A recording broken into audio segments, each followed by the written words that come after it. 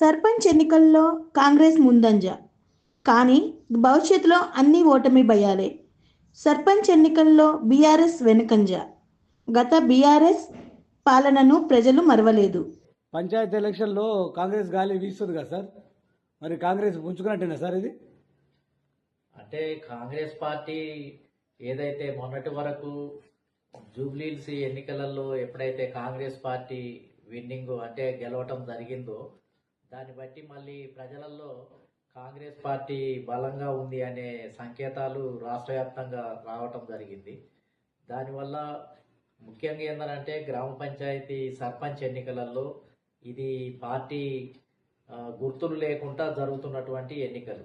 స్థానికంగా ఉన్నటువంటి సమస్యల ఆధారంగా జరుగుతాయి. ఎక్కువ స్థానిక సమస్యలే దీంట్లో ప్రధాన పాత్ర పోషించడం జరుగుతుంది. ముఖ్యంగా ఈ స్థానిక సంస్థలలో ఎక్కువ శాతం జరిగేది ఏంటిది అని అంటే రూలింగ్ పార్టీకే అనుకూల వాతావరణం ఉంటుంది. ఎప్పుడు స్థానిక సంస్థలు వచ్చినా అధికారంలో ఏ పార్టీ ఉంటుందో ఆ పార్టీ ప్రభావితం చేయబడుతుంది. ఎందుకనంటే ఆ పార్టీ ఎమ్మెల్యేలు తన నియోజకవర్గంలో ఉన్న సర్పంచ్ అభ్యర్థులను నిలబెట్టి వాళ్ళకు సహాయ సహకారాలు అందించి వాళ్ళను గెలిపించుకోవటానికి ఎమ్మెల్యేదే ప్రధానమైనటువంటి బాధ్యతగా ఉంటుంది. కాబట్టి ఎమ్మెల్యే ఈ సర్పంచ్ ఎన్నికలలో లోపాయికారిగా చక్రం తిప్పి బలమైన అభ్యర్థులను నియమించి వారికి అనేక సహాయ సహకారాలు అందించి వారిని గెలిపించడానికి ఎమ్మెల్యేలు కీలక పాత్ర పోషిస్తారు. కాబట్టి మొన్న జరిగినటువంటి గ్రామ పంచాయతీ ఎన్నికల్లో కూడా ఇండైరెక్ట్గా ఎమ్మెల్యేలు కానీ మంత్రులు కానీ రాష్ట్ర ప్రభుత్వం కానీ ఈ ఎన్నికల్లో అత్యధికంగా గెలుపొందటానికి చాలా పెద్ద మొత్తంలో వర్క్ చేసింది అనే దానికి ఇది నిదర్శనం. అయితే కాంగ్రెస్ పార్టీ మీద ఈ జూబ్లీహిల్స్ అసెంబ్లీ ఉప ఎన్నికలో గెలిచిన తర్వాత మళ్ళా పాజిటివ్ వాతావరణము అనేది ఈ రాష్ట్రంలో జరిగింది. అయితే ఈ స్థానిక సంస్థలలో ఎన్నికలలో ఉన్న వాతావరణమే ఇప్పుడు ఉన్నటువంటి పరిస్థితే ఎల్లకాలం ఉంటుందనుకోవటానికి కూడా వీల్లేదు. ఎందుకంటే మళ్ళీ కాంగ్రెస్ పార్టీ అసెంబ్లీ ఎన్నికలకు పోవాలి అని అంటే దాదాపు ఇంకా 3 సంవత్సరాల పాటు ఇంకా పరిపాలన కొనసాగించాల్సినటువంటి అవసరం ఉంది.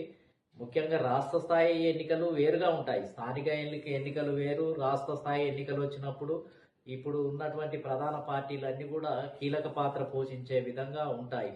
అప్పటి వరకు కాంగ్రెస్ పార్టీ పరిస్థితి ఏ విధంగా ఉంది, కాంగ్రెస్ పార్టీలో ముఠా తగాదాలు ఎట్లా పెరుగుతాయి, అదేవిధంగా ముఖ్యమంత్రి పదవుల కోసం ఎవరెవరు రేసులో ఉంటారు, అదేవిధంగా ఎవరిని ఓడించడానికి ప్రయత్నం చేస్తారు, ఇవన్నీ కూడా అప్పుడు ప్రధాన పాత్ర పోషిస్తాయి. అధిష్టానం కూడా రేవంత్ రెడ్డి గారిని ముఖ్యమంత్రిగా కొనసాగిస్తుందా, మధ్యలోనే తీసివేయడం జరుగుతుందా, తీసివేసినప్పుడు రేవంత్ రెడ్డి గారు మరి ఏ పాత్ర పోషించడానికి అవకాశం ఉంది, మరో సింధేలాగానో లేకపోతే అసమ్మతి నాయకుడుగానో మళ్ళీ మొదలై తర్వాత బీజేపీ వైపు ఏమైనా మూవ్ అయ్యే అవకాశం ఉందా, లేకపోతే రేవంత్ రెడ్డి గారిని ముఖ్యమంత్రిగా కొనసాగిస్తే బట్టి విక్రమార్క గారు కానీ లేకపోతే ఉత్తమ్ కుమార్ రెడ్డి గారు కానీ ఇంకా మాకు భవిష్యత్తులో ముఖ్యమంత్రి అయ్యే అవకాశం లేదని వాళ్ళు ఏమైనా అసంతృప్తికి లోనై వాళ్ళు ఏమైనా పార్టీని ఓడించడానికి బలహీనపరచడానికి ఏమైనా ప్రయత్నాలు చేస్తారా, ఇవన్నీ కూడా భవిష్యత్తులో రాబోయే 3 సంవత్సరాల్లో పార్టీలో ఉన్నటువంటి బలమైన నాయకుల మధ్య మరి అనేక రకాలైనటువంటి వైరుధ్యాలు ఉండే అవకాశం ఉంది.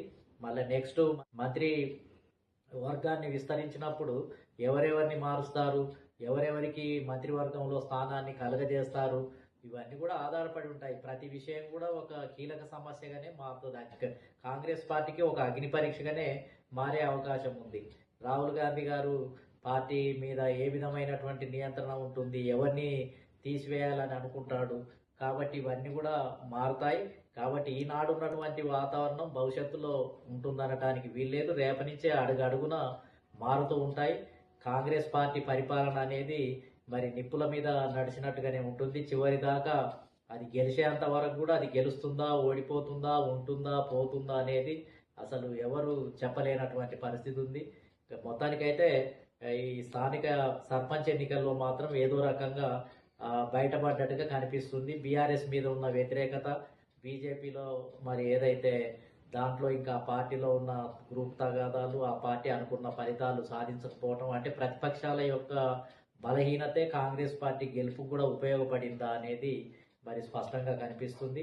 భవిష్యత్తులో ఇంకా ఏం జరుగుతుంది అనేది ఇంకా ఇప్పుడు సర్పంచ్ అయ్యాయి, ఎంపీటీసీ జెడ్పీటీసీ ఎన్నికల్లో బీఫామ్లు ఇచ్చే అవకాశం ఉంటుంది. దాంట్లో ఏ రకమైన పాత్ర ఉంటుంది, మళ్ళీ ఇదే రకంగా హవా కొనసాగుతుందా, అసలు చివరి ఫలితాలు ఇప్పుడు 17వ తేదీన చివరి దఫా అంటే థర్డ్ ఫేజ్ ఎలక్షన్స్ ఉన్నాయి. మళ్ళీ దాంట్లో కూడా ఏ విధంగా ఉంది, మళ్ళీ ఓవరాల్గా చూసినప్పుడు కాంగ్రెస్ పార్టీ 3 ఫేజ్ల తర్వాత ఎన్ని సీట్లు గెలుస్తుంది అనేది తెలుస్తుంది. దాన్ని బట్టి మనం అంచనా వేయాలి. కానీ ఈ 2 ఫేజ్లలో వచ్చిన రిజల్టే ఇది అంతిమం కాదు అనేది మరి నా ఉద్దేశం.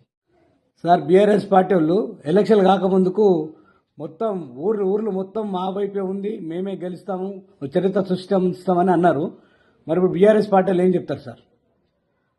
బీఆర్ఎస్ పార్టీ నిన్న మొన్నటి దాకా స్థానిక ఎన్నికలు, సర్పంచ్ ఎన్నికలు జరగక ముందు మేమే ఇంకా కాంగ్రెస్ పార్టీ మీద పూర్తి వ్యతిరేకత పెరిగింది. ఇంకా మేమే గెలవబోతున్నాము, ప్రజలంతా కూడా తిరుగుబాటు చేస్తున్నారు, ప్రజలంతా కూడా సమయం ఎప్పుడు ఎన్నికలు వస్తే అప్పుడు ఓడించడానికి సిద్ధంగా ఉన్నారని కేటీఆర్ లాంటి వ్యక్తులు పెద్ద ఎత్తున ప్రచారం చేయడం జరిగింది. కానీ తీరా సర్పంచ్ ఎన్నికలలో కనుక చూసినట్లయితే మరి కాంగ్రెస్ దాంట్లో సగమే గెలుపొందడం జరిగింది. కాకపోతే ఏంటంటే అధికార పార్టీకి ఎక్కువ గెలిచే అవకాశం ఉంది. ఎమ్మెల్యేలంతా కూడా తన నియోజకవర్గంలోని సర్పంచ్లను గెలిపించుకుంటారు, ఇవి ఉంటాయి. కానీ ప్రజలంతా కూడా ఏది కాంగ్రెస్ పాలన మీద ప్రజలకు విరక్తి కలిగింది, అసలు మొత్తం ఎప్పుడు సమయం వచ్చినా ఓడించడానికి సిద్ధంగా ఉన్నారు అని ప్రచారం చేసినంత రిజల్ట్ అయితే బీఆర్ఎస్కి అనుకూలంగా రాలేదు. కాబట్టి బీఆర్ఎస్ తన యొక్క అంటే బీఆర్ఎస్ పరిపాలనను మర్చిపోలేకపోతున్నారు. 10 సంవత్సరాల్లో బీఆర్ఎస్, కేసీఆర్ కుటుంబ పరిపాలన, అది ధనికుల పరిపాలన, అదేవిధంగా బడుగు బలహీన వర్గాలకు చేసినటువంటి మోసము, ఇవన్నీ కూడా ప్రజలు గుర్తుపెట్టుకున్నారు. అందుకనే బీఆర్ఎస్ వైపు పెద్ద మొత్తంలో మొగ్గటానికి ప్రజలు సిద్ధంగా లేరు అనేది ఈ ఎన్నికలను బట్టి ఆధారపడుతుంది. కాకపోతే ఇంక ఎంపీటీసీ జెడ్పీటీసీ ఎన్నికల నాటికి పార్టీ సింబల్ వచ్చిన తర్వాత జరగబోయే ఎన్నికలను బట్టే మనం అంచనా వేయడానికి అవకాశం ఉంది. కాబట్టి ఇప్పుడైతే స్థానిక ఇప్పుడు సర్పంచ్ ఎన్నికల్లో మాత్రం బీఆర్ఎస్ అనుకున్నంత ఫలితాలను అయితే సాధించలేదు. బీఆర్ఎస్ కూడా ఇంకా బడుగు బలహీన వర్గాలకు అనుకూలంగా ఉన్నట్టుగా కనిపించడం లేదు. ఎందుకంటే బీసీల ఎడల స్పష్టమైనటువంటి నిర్ణయం అయితే లేదు. బీసీలకు పెద్ద మొత్తంలో ఎమ్మెల్యే టికెట్లు ఇస్తాము, పరిపాలనలో భాగస్వామ్యం ఇస్తాము, లేకపోతే మేము బలంగా గతంలో కంటే విధానాలను మార్పిడి చేసుకున్నాము, గతంలో మేము బీసీలకు అన్యాయం చేశాము, ఇప్పుడు మేము అనుకూలంగా రాబోతున్నాము అని ఇలాంటి ప్రకటనలు లేవు. బీఆర్ఎస్ నుంచి బీసీలు ఎదురు చూస్తున్నారు, ఏమైనా పాలసీలలో చేంజ్ చేస్తుందో ఏమో, ఏమన్నా గతంలో తెలంగాణ వచ్చిన తర్వాత అన్ని వర్గాలకు న్యాయం చేస్తానని చెప్పి మరి కేవలం కుటుంబానికి 2-3 వర్గాలకే పెత్తనం చేస్తే మళ్ళా 2-3 వర్గాలకు ఇచ్చినటువంటి వర్గాలే ఇవాళ బీఆర్ఎస్ను వెన్నుపోటు పొడిచి కాంగ్రెస్ వైపు వెళ్ళిపోయారు. కాబట్టి ఇప్పుడు బీఆర్ఎస్ ఆత్మపరిశీలన చేసుకొని బీసీల వైపు, బలహీన వర్గాల వైపు మరి ఖచ్చితంగా ఒక మౌలికమైన మార్పులు తీసుకొని వస్తేనే బీఆర్ఎస్ మారటానికి అవకాశం ఉంది అనేది ఈ రిజల్ట్ని బట్టి తెలుస్తుంది. లేకపోతే బీఆర్ఎస్ తన వైఖరిలో మార్పు చేసుకోకుండా, బీసీలకు అనుకూలంగా విధానాలను రూపొందించకుండా, ఎమ్మెల్యే ఎంపీ టికెట్లను ఇవ్వకుండా, ఈ విధంగానే 2 అగ్రకులాలనే పోషించడానికి, వాళ్ళకే టికెట్లు ఇవ్వడానికి ఉన్నట్లయితే బీఆర్ఎస్ ఇంకా ఎన్నడూ కూడా గెలిచే అవకాశం అయితే కనిపించడం లేదు. కాబట్టి బీఆర్ఎస్ ఖచ్చితంగా ఆత్మపరిశీలన చేసుకుంటేనే భవిష్యత్తులో గెలిచే అవకాశం ఉంది, లేకపోతే ఇదే పరిస్థితి ఉంటుందనే దానికి ఇది నిదర్శనం.